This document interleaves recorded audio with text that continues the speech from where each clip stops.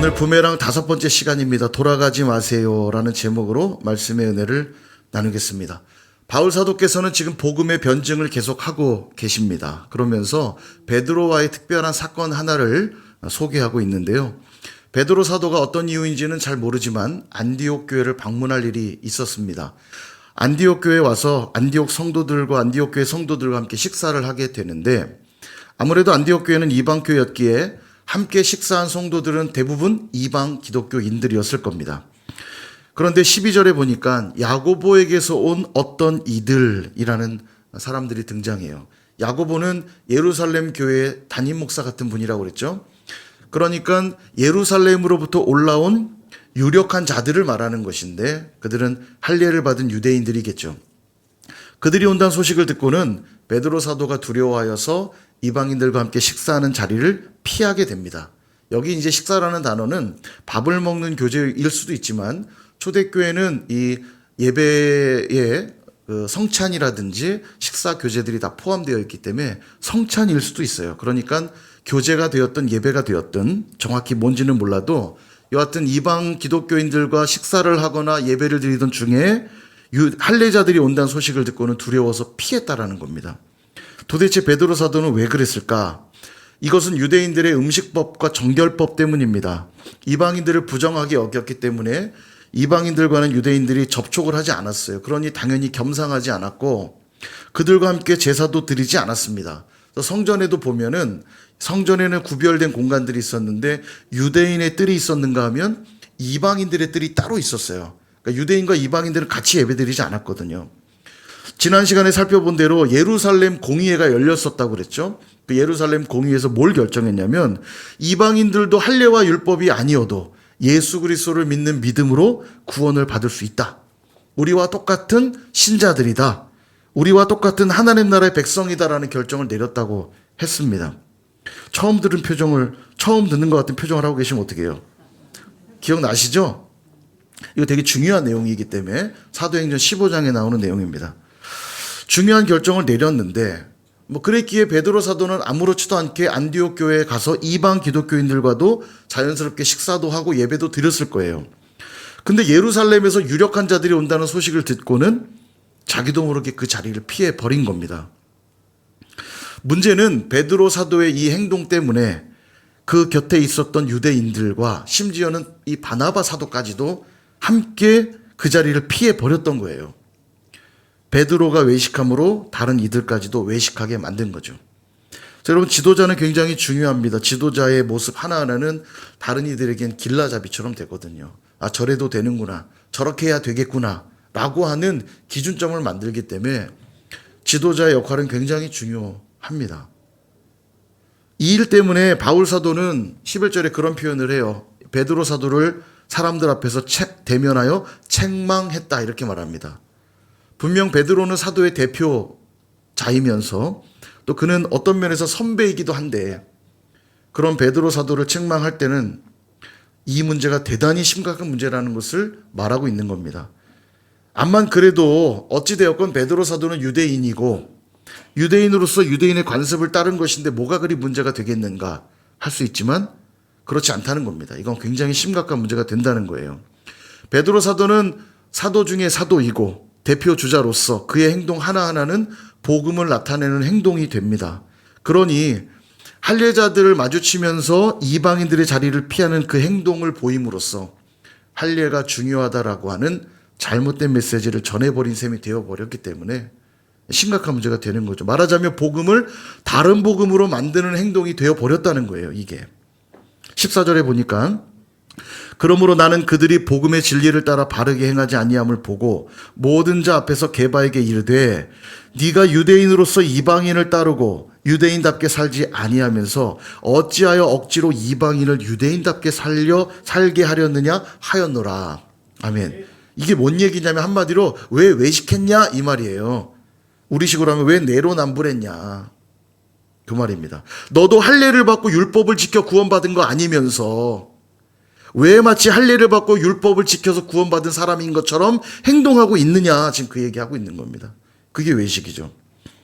여러분, 우리도 외식이 상당히 몸에 많이 배어 있습니다. 그러다 보니까 이 외식을 가볍게 여기는 경향이 있어요. 다들 그러니까.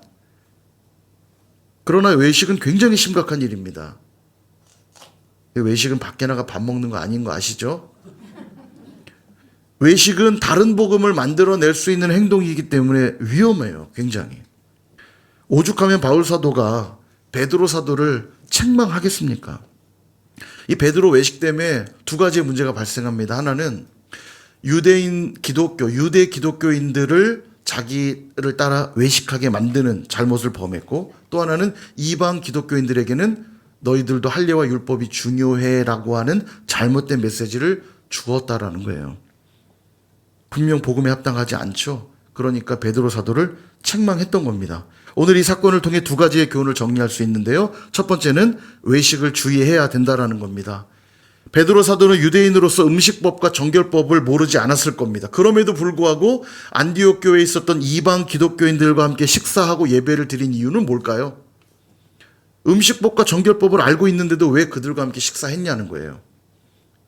두 가지 이유가 있습니다. 첫 번째는 과거에 이와 관련된 확실한 경험과 간증이 베드로에겐 있습니다. 사도행전 10장에 그 얘기가 나오는데, 고넬료라고 하는 이달리아 군대의 백부장이 있었어요. 그는 이방인이었지만 하나님을 경외하고 기도하는 자였으며 백성들을 구제하는 아주 신실한 하나님의 사람이었습니다.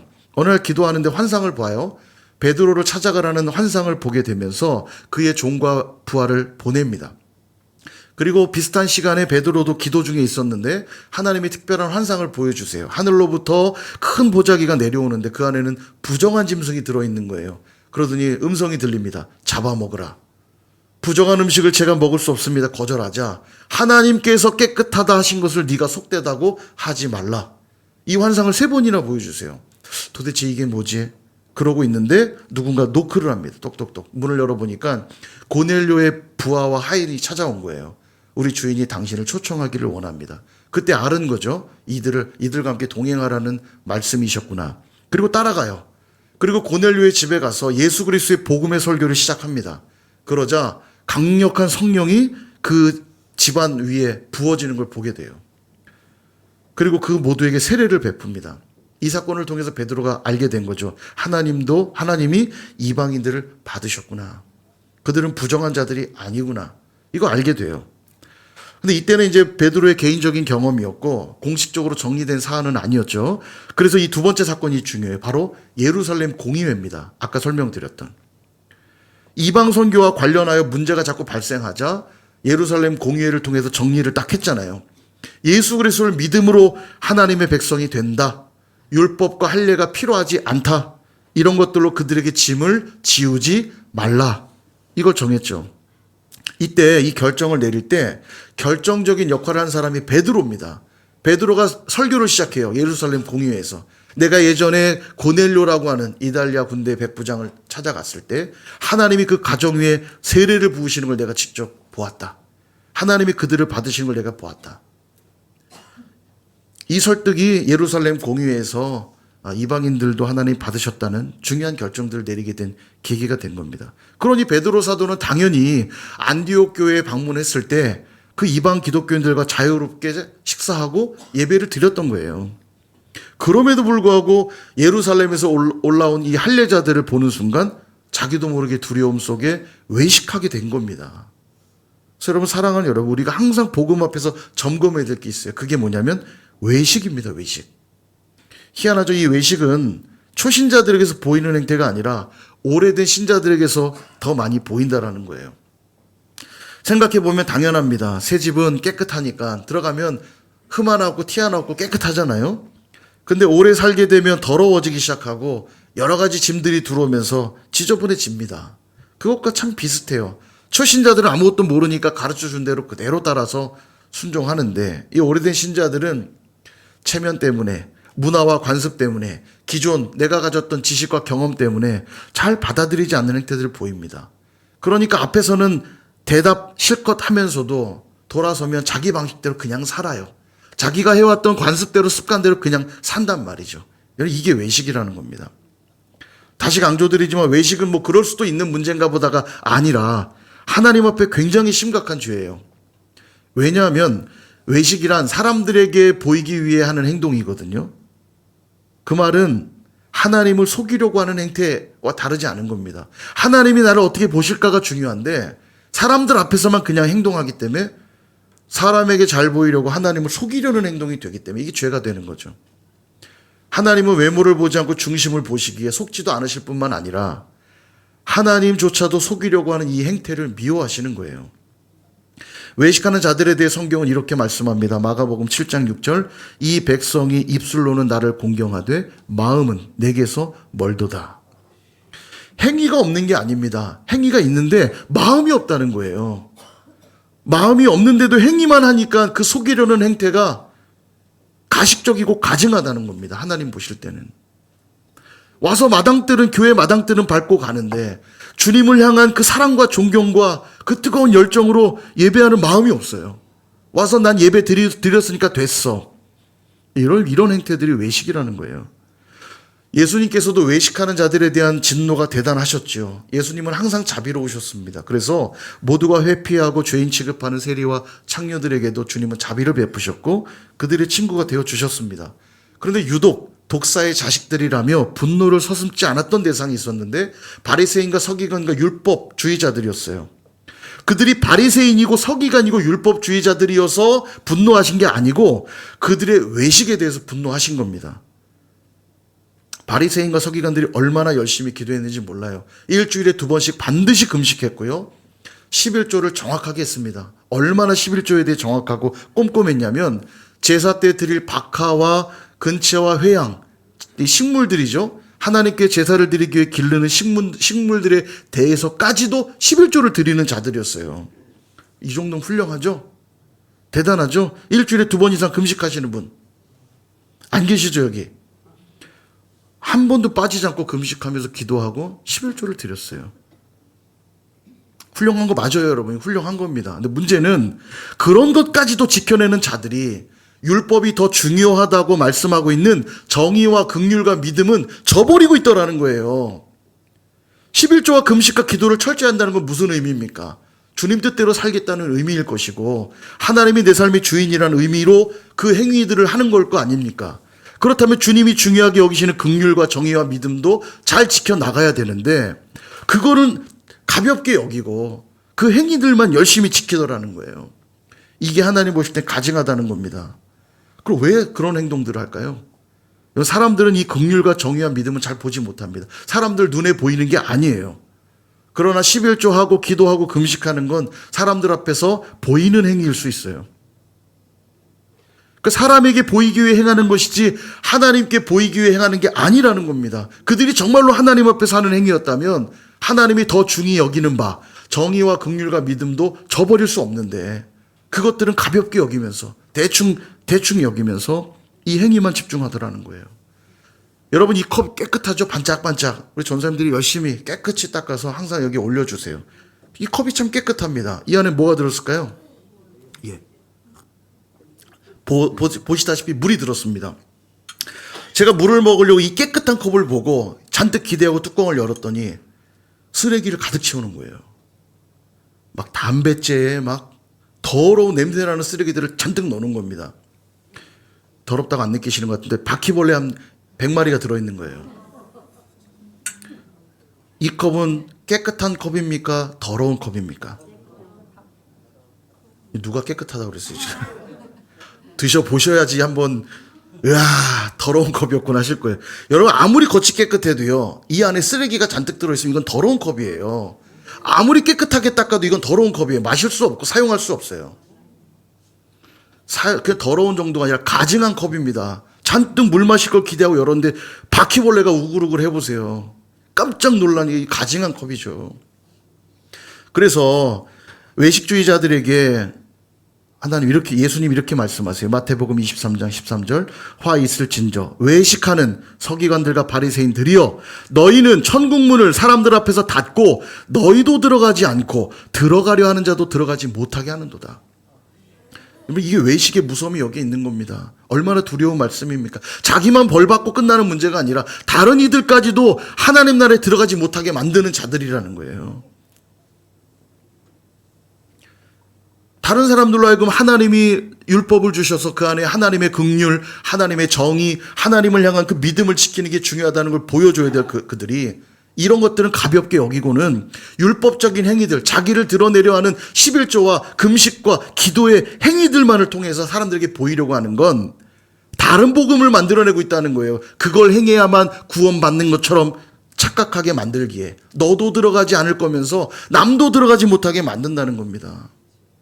사랑하는 여러분, 그래서 우리는 복음으로 다시 조명하고 비춰봐야 돼요. 내가 혹시 외식하고 있지는 않는가? 늘 말씀으로 우리의 마음과 생각을 살펴보지 않으면 우리는 언제든지 외식할 수 있는 자들입니다. 괜찮은 척, 믿음 좋은 척, 자비로운 척, 헌신하는 척 한다고요. 기도 제목 멋지게 한번 써내면 기도한 게 아닙니다, 그게요.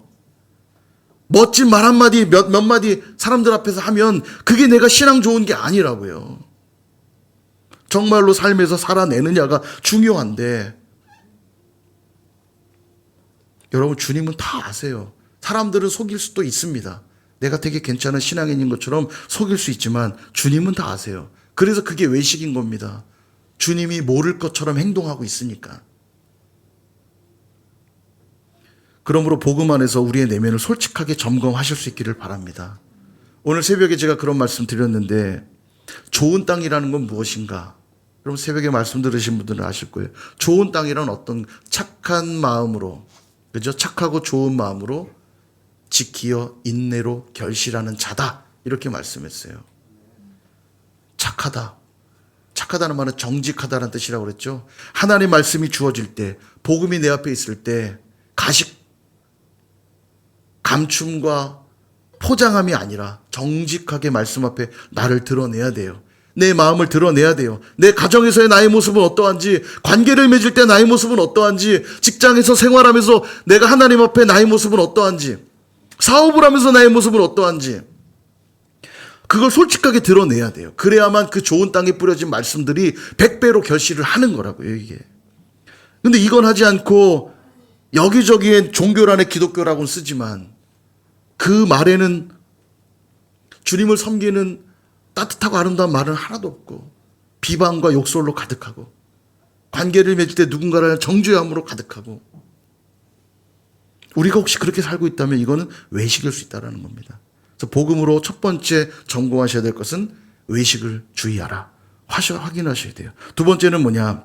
복음은 예수님만 위해 살게 한다는 거예요. 베드로가 외식한 이유를 볼까요? 12절. 야고보에게서 온 어떤 이들이 이르기 전에 게바가 이방인과 함께 먹다가 그들이 오매 그가 할례자들을 두려워하여 떠나 물러갔다. 이렇게 말합니다. 두려움 때문에 외식했다는 거예요. 사단은 우리에게 늘 두려움을 줍니다. 두려움에 사로잡힐 때 죄를 짓거든요. 너가 그렇게 죄를 지으면서도 네가 그리스도인이라 할 수 있느냐? 그렇게 믿을 바에는 차라리 믿지 마라. 너 같은 존재가 무슨 하나님의 자녀라고. 여러분, 이런 자꾸 정죄감과 열등감을 줘서 우리로 두려움에 사로잡히게 만듭니다. 그러니까 자꾸 외식하는 거예요. 아닌 척 해보려고. 그러나 정죄하고 비판하는 방식은 하나님의 방식이 아닙니다. 그건 사단이 쓰는 방식이고요. 복음은 주님을 더 온전히 바라보게 함으로써 우리를 회복된 자리로 인도해 주세요. 그래서 바울 사도가 지금 베드로 사도를 책망하고 있는 겁니다. 빛 가운데로 인도해 주고 있는 거예요. 16절 한번 볼까요? 사람이 의롭게 되는 것은 율법의 행위로 말미암음이 아니요 오직 예수 그리스도를 믿음으로 말미암는 줄 알므로 우리도 그리스도 예수를 믿나니 이는 우리가 율법의 행위로서가 아니고 그리스도를 믿음으로써 의롭다함을 얻으려 함이라. 율법의 행위로서는 의롭다함을 얻을 육체가 없느니라. 아멘. 여러분 무슨 말인지 잘 모르겠죠? 이게 말이 좀 어려워요. 핵심만 제가 딱 짚어드리면 빨간 글씨 보이시죠? 한번 읽어볼까요? 시작. 그리스도를 믿음으로써 의롭다함을 얻으려 함이라. 아멘. 16절의 핵심은 요거예요. 그리스도를 믿음으로 의롭다함을 얻는다는 겁니다. 아멘이죠? 예수를 믿음으로 의롭게 된다는 거예요. 여러분 이 복음이 얼마나 풍성한지를 잘 보십시오. 잘 따라오셔야 돼요. 지금 잠깐 집중해서. 이 복음이 얼마나 풍성한 것이냐면, 자, 그리스도를 믿음으로써 의롭다함을 얻는다고 했죠. 이때 그리스도를 믿음으로 정결케 되었다고 표현하지 않았고 의롭게 되었다고 표현하고 있는 걸 주목하셔야 됩니다. 정결하다 의롭다가 되게 비슷한 맥락이지만 의미는 완전히 달라요. 정결하다의 반대는 오염되었다라고 말할 수 있습니다. 정결하다, 오염됐다. 그죠? 그러니까 예수를 믿음으로 정결케 되었다는 말은 그 예수님 때문에 죄로 오염되고 부패했던 내가 깨끗하게 되었다라는 메시지가 되죠. 그러다 보니까 어떤 오해가 생기냐면, 그래서 내가 깨끗하게 되었으니까 주님이 나를 받으셨구나 라고 이해하게 돼요. 자, 그럼 질문해 볼게요. 우리가 깨끗해서 주님이 받으셨습니까? 자신 있으세요, 여러분? 어쩌면 예배드리고 지금 이 순간도 마음으로 죄 짓고 있을지 몰라요. 한 주간의 삶을 한번 돌아보세요. 자신 있으세요? 내가 얼마나 깨끗한지 자신 있으세요? 오늘 내가 예배 드리면 하나님이 나를 기뻐 받으실 거예요. 왜냐하면 난 한 주간 깨끗하게 살았거든. 난 정말 정결하거든. 자신 있으세요? 여전히 우리 마음은 부정하고 치사 빤스하고 더럽지 않나요? 이 빤스가 더럽다는 뜻 아닙니다. 보십시오, 여러분. 로마서 5장 8절 말씀. 같이 한번 또 읽어볼까요? 시작. 우리가 아직 죄인 되었을 때에 그리스도께서 우리를 위하여 죽으심으로 하나님께서 우리에 대한 자기의 사랑을 확증하셨느니라. 아멘. 이 말씀을 잘 보십시오. 주님께서 십자가에서 우리를 위하여 죽으신 때가 언제입니까? 우리가 아직 죄인 되었을 때, 깨끗해졌을 때입니까? 여전히 죄로 오염되어서 부패되어 있을 때, 그때 주님이 우리를 위해 죽으셨대요. 그러니까 깨끗해져서 우리를 받으신 게 아니란 얘기예요. 그래서 바울 사도는 그리스도를 믿음으로 정결케 되었다는 표현을 쓰지 않았고 의롭게 되었다는 표현을 쓰고 있는 거예요. 이 의롭게 되다는 말은 법정 용어입니다. 선언하는 거예요. 의롭게 되었다의 반대는 정죄를 받답니다. 그런데 의롭게 되었다고 선언하셨다는 얘기예요. 즉 여전히 죄인임에도 불구하고 하나님이 우리를 의롭다고 선언하셨다는 거예요.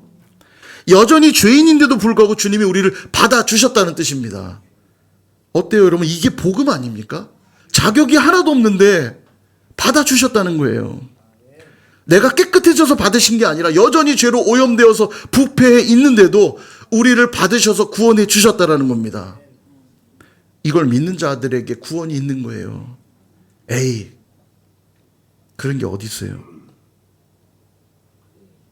그러니까 자꾸 내 힘으로 뭔가 해보려고 발버둥 치는 거 아닙니까?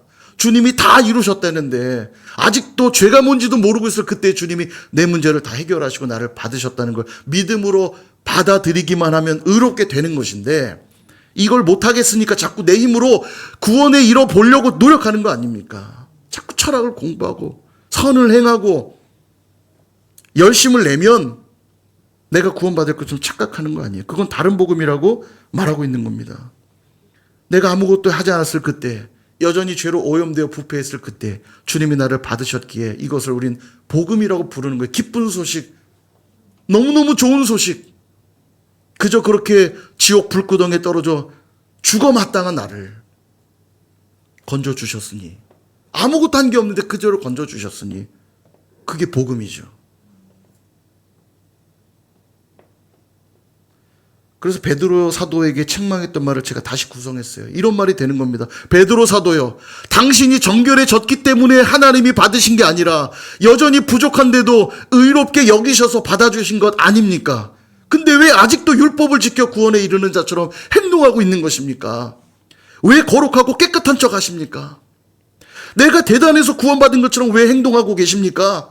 예수님 때문에 구원받아 놓고. 그 얘기하고 있는 거예요, 지금 바울 사도가요. 그리고 19절 자기의 고백을 드립니다. 내가 이제 율법으로 말미암아 율법에 대하여 죽었나니 이는 하나님에 대하여 살려 함이라. 아멘. 자기 고백하고 있는 거예요. 이제 난 율법에 대해 죽은 자입니다. 왜냐하면 하나님께 대하여 살아야 되기 때문입니다. 제가 자주 들은 비유지만 이런 거예요. 신랑 신부 결혼하고 나면 이제는 다른 남자 다른 여자 만나지 않기로 결정된 거 아닙니까? 이제는 이 세상의 모든 남자 모든 여자는 다 내 인생에 다 죽은 거예요. 내 인생에 살아있으면 안 돼요. 죽은 거예요. 딱 나에게는 한 사람만 살아있는 겁니다. 그죠? 근데 가끔 첫사랑이 생각난다면서 가끔 나가서 연애도 좀 하고 그때 추억에 빠져서 막 헤매고 다니는 말이 됩니까? 안 됩니까? 옆에 계신 분에게 안 된다니까요. 세게 말씀 좀 해주세요. 제발. 예, 안 됩니다. 살 사람은 안 돼요. 안 통해요. 안 된다고요. 좀 세게 좀 해주세요. 옆에 계신 분에게. 시작. 안 된다고요. 예수님 때문에 구원 얻어놓고 자꾸 율법을 지켜서 내 의로 뭔가 해보려고 하는 자리로 돌아가시면 안 된다고요, 이제는.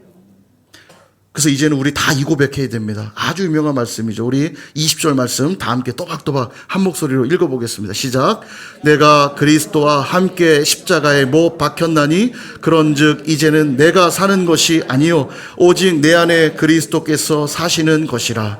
이제 내가 육체 가운데 사는 것은 나를 사랑하사 나를 위하여 자기 자신을 버리신 하나님의 아들을 믿는 믿음 안에서 사는 것이라. 아멘. 아멘. 그분 아니면 나는 이제 더 이상 의롭게 될 방법이 없으니, 그분이 아닌 모든 것들은 이제 내게는 다 죽은 바 되었고 나는 이제 그 예수로만 살겠습니다. 그 고백하는 거예요. 근데 여전히 내 의로 살고 내 방식대로 살겠다고 하는 건 뭐와 같냐면 21절. 내가 하나님의 은혜를 패하지 아니하노니 만일 의롭게 되는 것이 율법으로 말미암으면 그리스도께서 헛되이 죽으셨느니라. 아멘. 그 행위는 그리스도의 십자가와 죽음을 헛되게 만드는 행위라는 거예요. 그래서 그게 바로 다른 복음인 겁니다. 그냥 그렇게 살아도 되는 거가 아니에요. 조금 다른 건데 뭐가 그렇게 심각합니까가 아닙니다. 아버지가 불이 나서 자녀들 살리려고 뛰어 들어간 거예요. 가족들을 다 살리고 났지만 아버지는 유독가스에 지지게 돌아가신 겁니다. 그렇다는 얘기는 비유예요. 여러분, 살아난 자녀의 입장에서 보면 이거 얼마나 복음입니까? 아버지가 자기 목숨을 버려가면서까지 나를 살렸으니 얼마나 큰 은혜예요. 이제 그렇게 살아났는데 어떻게 살아야 되죠? 아버지의 목까지 살아내야죠. 아버지 보시기에 조금 더 부끄럽지 않은 삶을 살아야죠. 그리고 훗날 누군가 묻습니다. 어떻게 이런 삶을 살아올 수 있었습니까?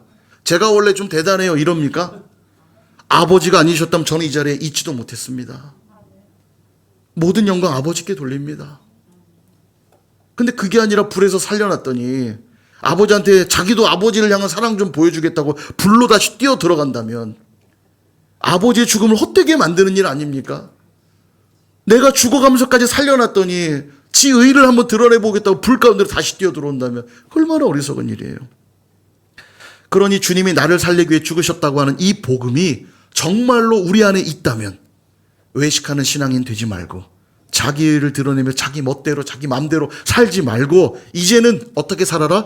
나를 위하여 자기 몸을 버리신 예수 그리스도를 위하여서 살고 그 십자가만 자랑하며 살라는 거예요. 그것만이 예수의 십자가와 죽음을 영광스럽게 하는 일이라고 말씀하고 있습니다. 말씀을 정리합니다. 사랑하는 여러분, 1월 달에 사랑은 돌아가는 거야. 돌아가자고 여전히 많이 외쳤는데요. 오늘은 돌아가지 말라고 그랬죠. 아니, 돌아가라는 거야, 돌아가지 말라는 거야. 돌아가야 될 자리가 있고 돌아가지 말아야 될 자리가 있어요. 돌아가야 될 자리는 복음의 자리로 가야 하고 주님 사랑하는 자리로 가야 하고 아버지의 품으로 돌아가야 됩니다.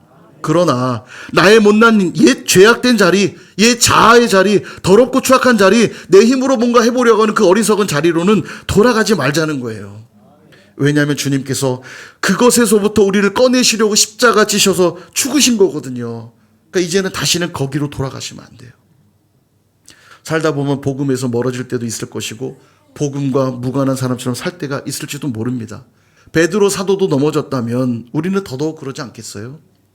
그러나 그 시간이 절대 길어지도록 두시면 안 됩니다. 빨리 다시 그 복음으로 삶을 재정렬하셔야 돼요. 복음으로 내 마음 살피고 생각 살피고 삶을 살피셔야만 합니다. 두 가지를 꼭 기억하시면 좋겠어요. 외식하는 삶을 꼭 청산하셔야 됩니다. 복음을 받았다면서 여전히 내 의의를 드러내고 내 삶의 방식으로만 산다면 10중 8구 그건 외식일 확률이 큽니다. 여러분, 이거 정말 정직하게 들여다보셔야 돼요. 사람은 잘 모를 수도 있어요. 그러나 내가 알고 하나님이 아세요. 우리 하나님이 중심을 보신다는 걸 기억하고 복음으로 외식하는 삶을 청산하시기 바랍니다. 두 번째, 예수님만을 위해 나는 살아가고 있는가? 이거 점검하셔야 돼요. 예수님이 나를 위해 십자가에 죽으셨음을 믿는다면 이제는 그분의 죽으심이 헛되지 않도록 예수 복음으로만 살아가셔야 됩니다. 우리 집에 들어가는 열쇠가 딱 하나라면 아무리 화려한 열쇠가 되었든 튼튼해 보이는 열쇠가 되었든 이전 집에서 사용했던 열쇠가 되었든 다 소용없어요. 딱 하나만 가져가야 됩니다. 우리 집 열쇠요.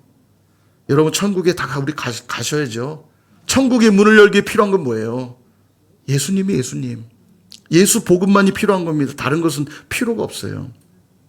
그렇게 외식하는 삶과 예수 없는 삶으로 돌아가지 마시고 참된 복음 안에 거하며 살아가는 저와 여러분 다 되시기를 주님의 이름으로 축원합니다.